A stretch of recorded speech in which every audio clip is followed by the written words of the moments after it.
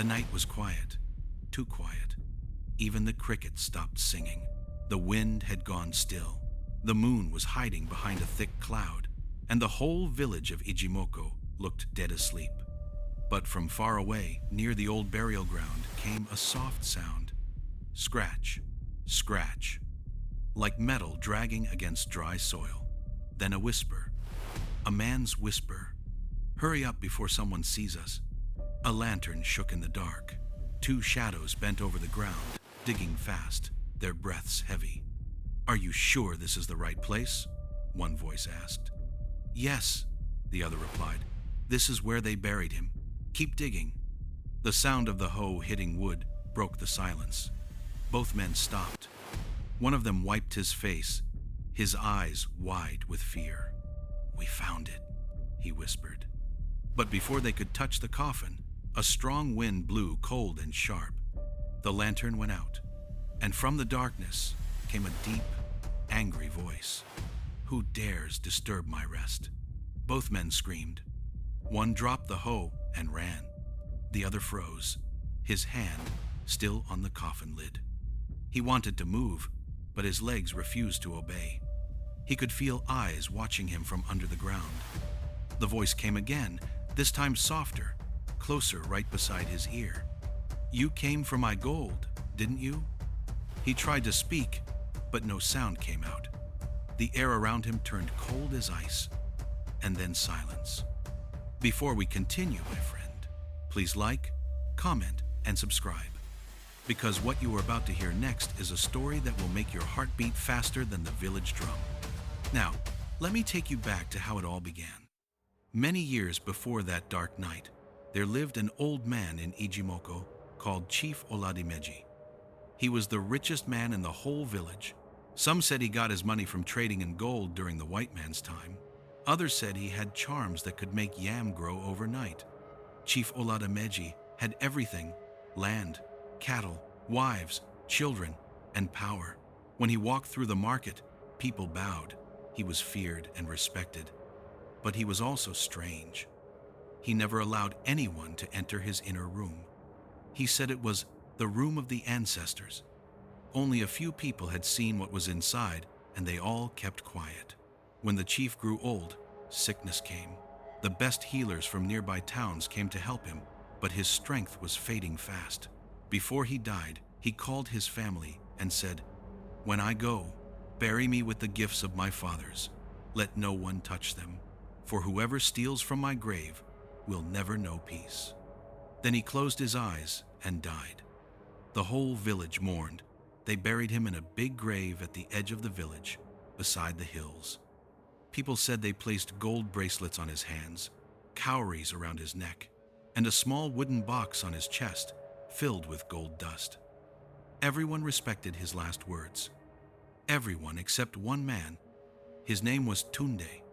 Tunde was young, strong, and restless, but above all, he was greedy. He hated being poor. He always said, "How can I, a man like me, suffer while others eat meat every day?" He wanted money fast. He wanted to be respected like Chief Oladimeji. He worked small jobs, fetching firewood, helping farmers, but he never saved a kobo. Whenever he got money, he spent it immediately on drink and gambling. People warned him, "Tunde, slow down. The road of greed leads to shame." But he would laugh and say, "Leave me alone. One day I will find my own gold." And that day came sooner than anyone expected. A month after Chief Oladimeji's burial, Tunde was walking near the hills, thinking about his empty pockets. He stopped and looked toward the old burial ground. The place was quiet. The wind made the trees bend and whisper. He stood there for a long time. Then an idea came, a dark one. "What if I take some of the chief's gold?" he thought. "He's dead. He doesn't need it anymore. Nobody will ever know." At first, he tried to shake the thought away. But greed is like fire. Once it starts, it spreads fast. That night, he couldn't sleep. He kept seeing gold in his dreams, shining, calling his name. "Tunde, Tunde, come and take me." By morning, he had made up his mind. He would dig up the grave, but he couldn't do it alone. So So he went to his best friend, Bode, a quiet and loyal man who had known him since childhood. When Tunde told him the plan, Bode's mouth fell open. "Are you mad?" he shouted. "You want to dig up a grave? The grave of a chief?"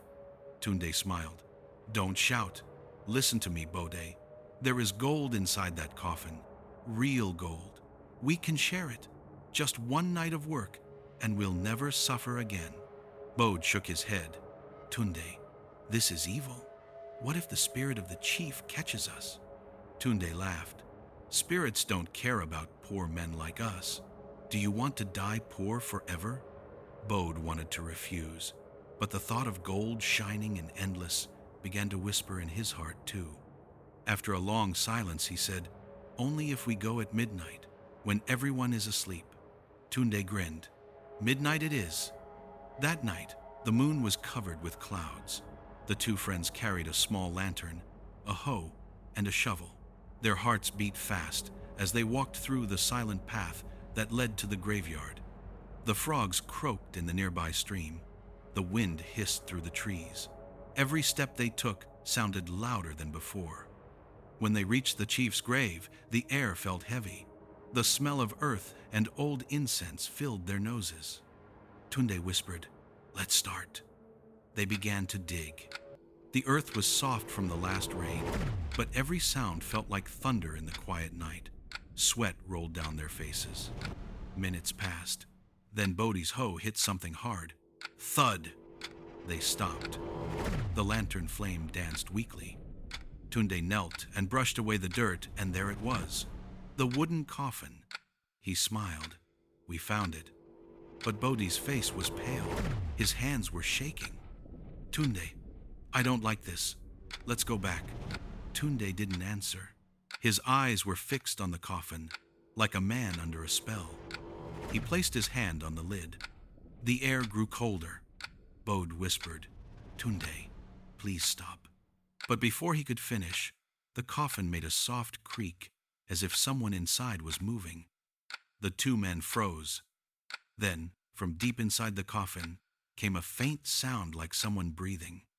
Please like, comment, and subscribe, so you don't miss the next part, where Tunde opens the coffin, and what he finds inside changes his life forever.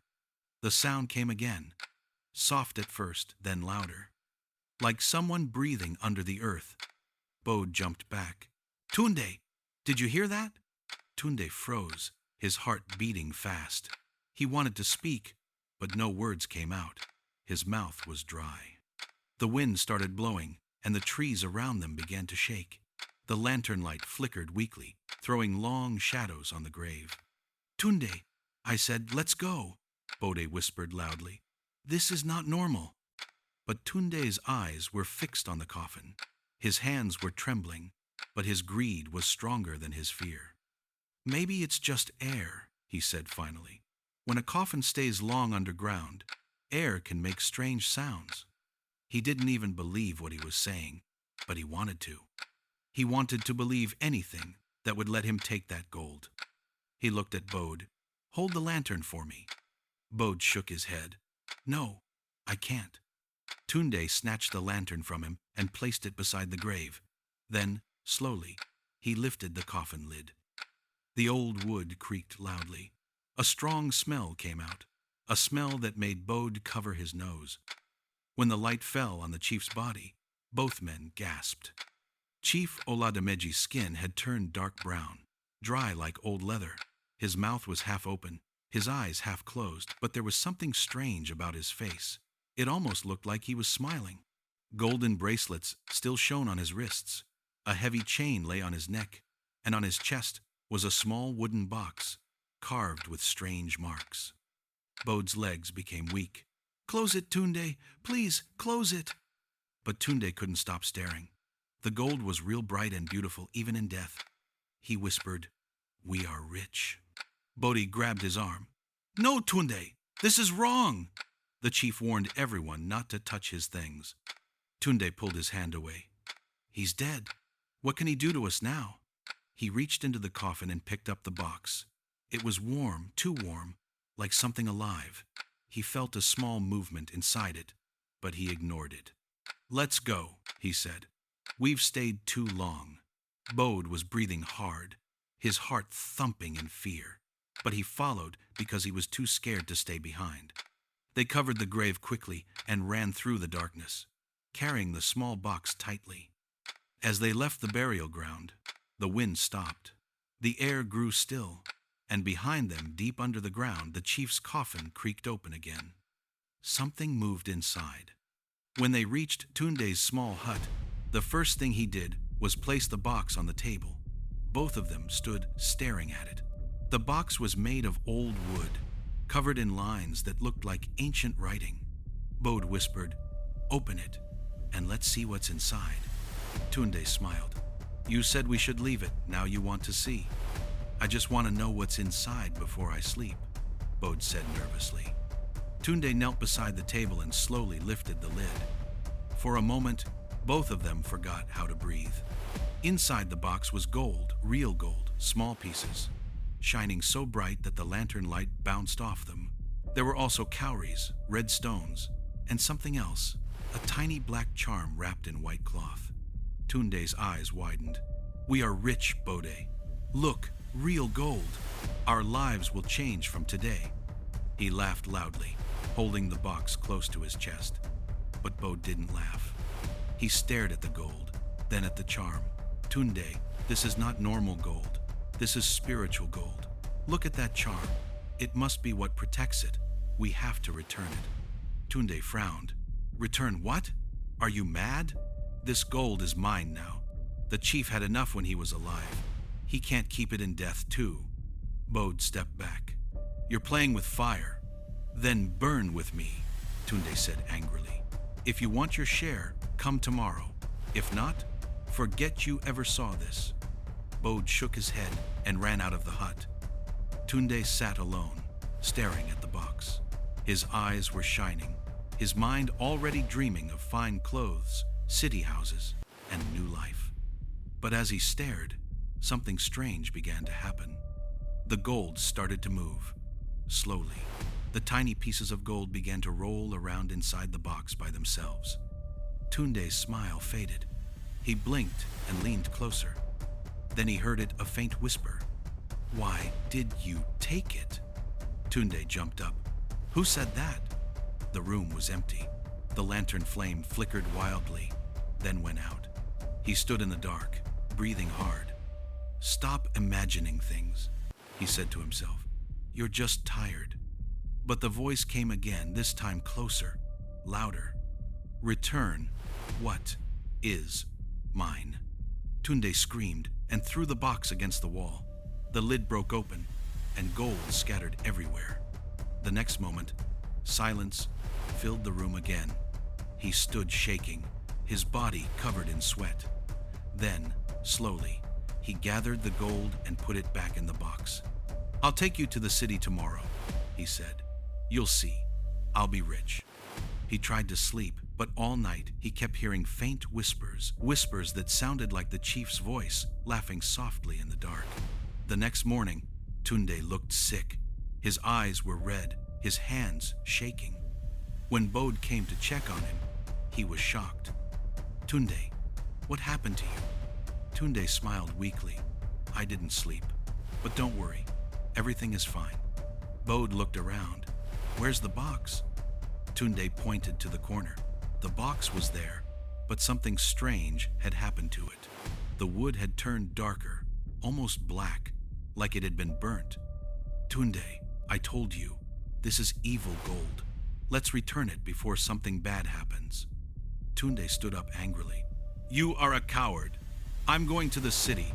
I'll sell it and become rich." Bode tried to stop him. "At least talk to the priest. Let him pray over it first." But Tunde ignored him. He tied the box in a cloth, placed it in his bag, and left the house. As he walked through the village, dogs barked at him. Chickens ran away from his path. Even little children stopped playing and stared at him. Something about him didn't look normal anymore. His shadow seemed darker than the rest of him. He didn't notice. His mind was on money, not on danger. That night, he reached the city of Ijimoko. He went straight to the gold buyer's shop. When the man opened the box, a strange smell filled the air, the smell of burnt herbs and old dust. The buyer frowned. "What kind of gold is this?" he asked. Tunde smiled proudly. "Ancient gold. Very special." The man touched one piece, and his hand started to shake. He quickly pulled back. "Take it away! This gold is cursed." Tunde laughed. "Cursed gold still spends."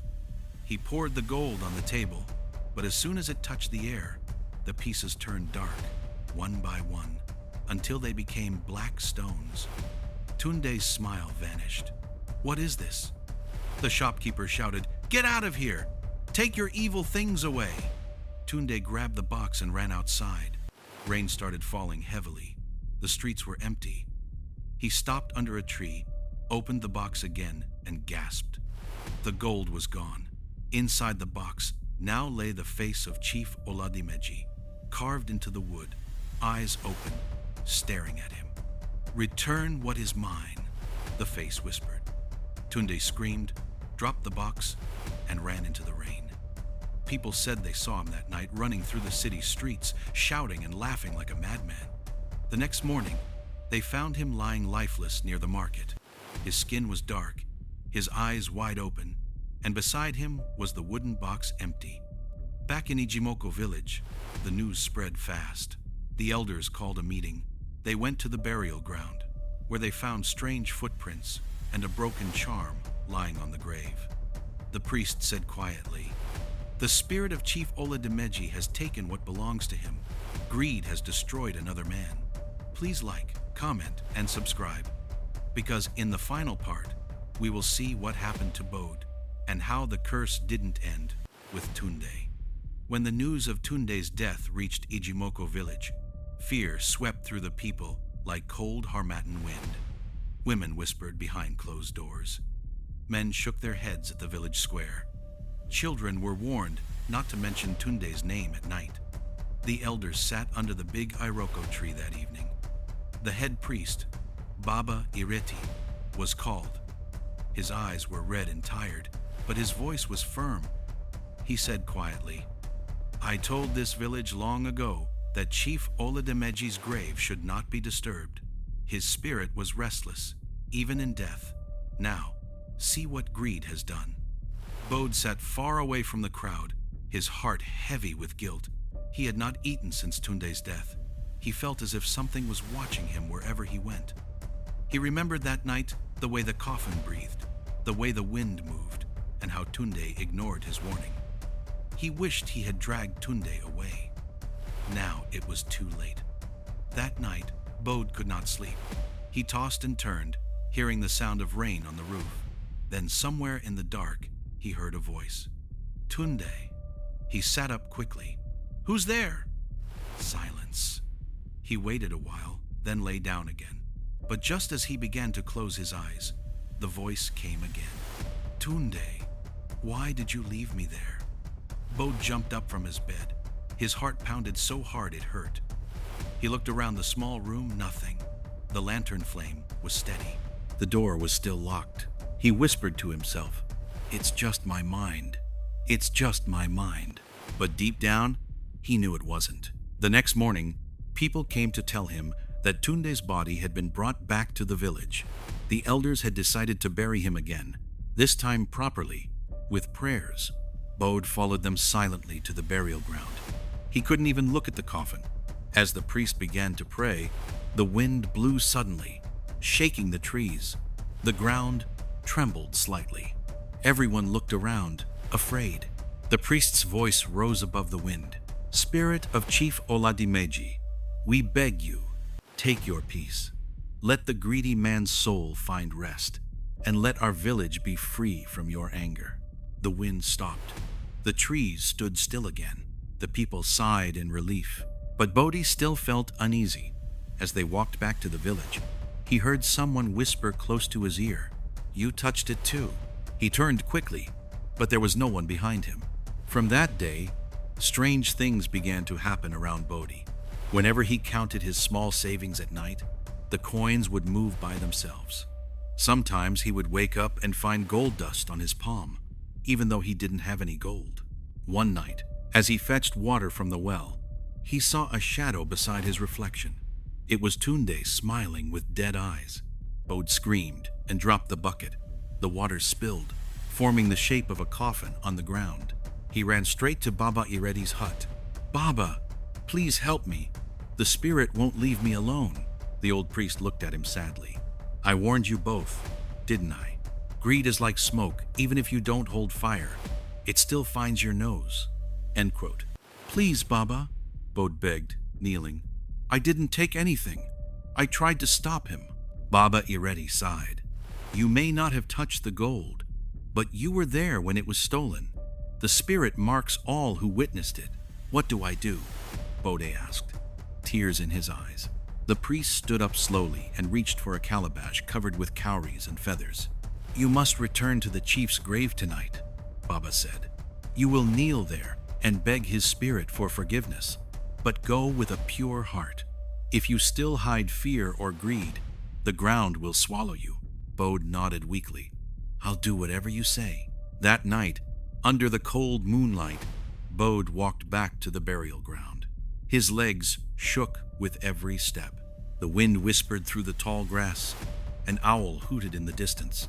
He carried a white cloth, a small bottle of palm oil, and a calabash of water, the priest's instructions. When he reached the chief's grave, he knelt down and began to pray. "Chief Oladimeji," he said softly, "forgive me. I was foolish to follow Tunde that night. I didn't take your gold. I didn't mean to disturb your rest. Please let my soul go free." He poured the water slowly over the grave and rubbed the palm oil on the soil. Then he waited. Nothing happened. He sighed in relief and began to stand up, but then the ground moved slightly. He froze. The soil cracked open slowly. A cold wind blew from the ground, smelling of earth and death. Then, from the crack, something white began to rise a face. The face of Chief Oladimeji. His eyes were glowing, his lips barely moving as he spoke. "You watched him steal from me. You must return what was taken." Bode fell flat on the ground, crying. "I swear I didn't take it. It was Tunde. He's dead now." The spirit stared at him. "Then bring him back," Bode screamed. "I can't." The spirit's voice became thunder. "Then you will carry his curse." The ground shook. Lightning flashed across the sky. Bode covered his face, shouting prayers. When he looked up again, the grave was closed. The wind was calm. But beside him, the wooden box was lying there, the same box Tunde had taken. He wanted to run, but his legs couldn't move.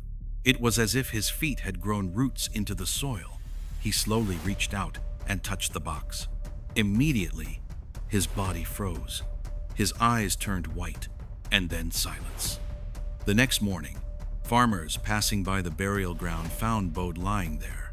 His eyes were open, but his body was stiff like a statue. In his hand was the wooden box, now empty. The elders called Baba Ireti again. He came, looked at Bode, and shook his head. "The spirit has taken both," he said. "The gold is gone forever. Let no one in this land ever seek quick riches again." They buried Bode beside Tunde, and from that day, a strong warning spread through the village. Never touch what belongs to the dead. Asterisk. Some people said that on quiet nights, you could still hear whispers near the burial ground, voices counting gold, laughing softly, calling names. Others said that sometimes, when the moon was full, a golden light would glow from the chief's grave, not bright enough to see clearly, but enough to remind everyone that greed always ends in sorrow. Many years later, a young boy in Ijimoko asked his grandmother, "Grandma, is the story of Tunde and Bode true?" The old woman smiled sadly. "My child," she said, "whether true or not, the lesson is real. Greed is a fire that burns the hands of those who light it. Be content with what you have, or you may lose even your peace." She looked toward the hills where the old burial ground slept quietly under the moon, and somewhere in the wind, a voice whispered, "Return what is mine." Moral of the story: greed can turn blessings into curses. Contentment brings peace. But when desire grows faster than patience, destruction follows. Before you go, please like, comment, and subscribe for more African folktales full of lessons, suspense, and emotion.